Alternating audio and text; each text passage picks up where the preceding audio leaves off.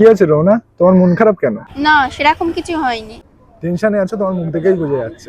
মা বাবা মরে যাওয়ার পরে একটা মেয়ের অনেক কষ্ট সহ্য করতে হয়। আজকের যদি আমার মা বাবা বেঁচে থাকতো, আমার সব ইচ্ছা পূরণ করে দিত।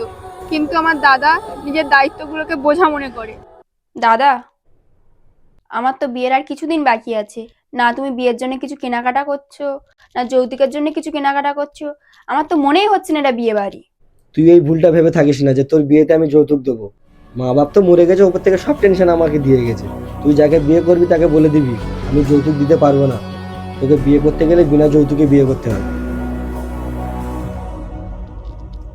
তোমার পরিবারের লোকের কাছে আমার কোনো যৌতুক চাওয়া নেই। তোমার দাদা আমাদের দুজনের বিয়ে দিচ্ছে, সবচেয়ে বড় যৌতুক ওটাই আমার কাছে। আমার কাছে তো সবকিছু আছে, শুধু তুমি নেই। আমি তো আর তোমার মা বাবাকে ফিরে দিতে পারবো না, কিন্তু আমি তোমাকে এত ভালোবাসবো, কখনো তোমার মা বাবার কথা মনে পড়তে দেবো না।